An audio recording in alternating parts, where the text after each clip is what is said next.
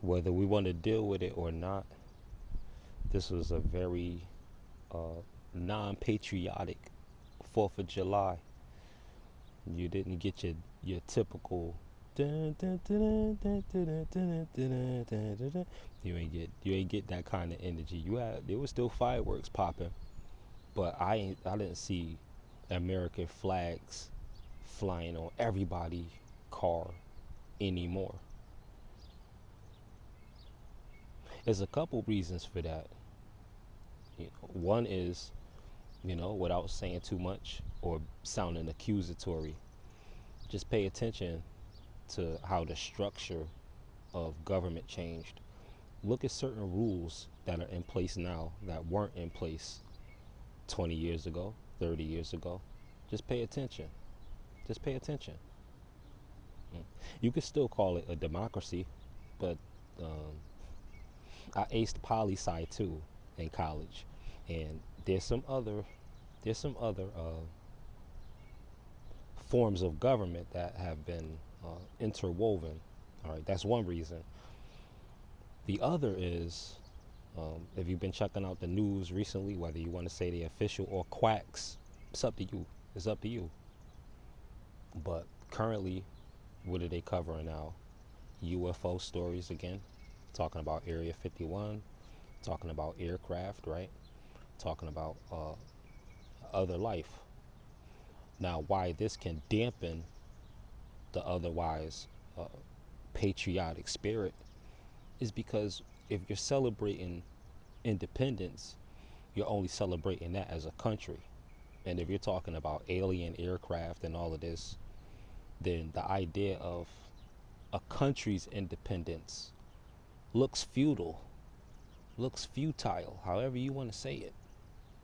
It looks small because it makes independence itself appear to be an illusion. If there's some other life form out there that's higher up, how could we say we're independent from something that's superior to us, that we haven't uncovered, that has not been fully disclosed yet, and people are still being hushed about it, to the point where people in their own generation don't even believe any of the reports at all. So you have people who don't believe in aliens, who do believe in aliens, um, who don't care whether or not there's aliens. But either way, again, for the sake of 4D, is all real now because these are thought forms, and these thought forms been around since however long they've been around for. But they're bringing them back around. They're saying this and that was seen in Texas or Arizona, Nevada, out there and over there, right there. They're talking about what was it, sinkholes or wormholes being found. Talking about the layers of the earth. Some people are like going through the sinkhole to reach other continents that are like under. So there's like different layers. So they're talking about that too. Now, when you consider other worlds, the whole idea of true sovereignty and independence, it can have an asterisk on it. Yeah, I mean, what if, what if the aircraft, what if everybody who these other aliens supposedly belong to, what if they come back? What if they was already here and just reappear, like just appear out of thin air and be like, look, we want everything back.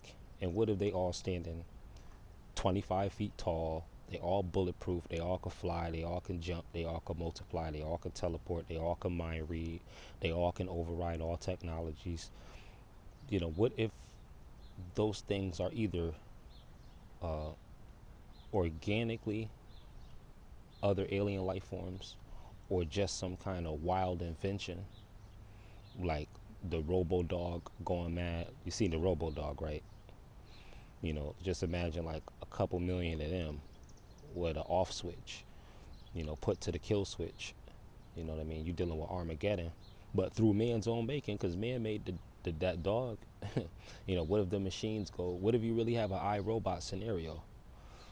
You know what I mean?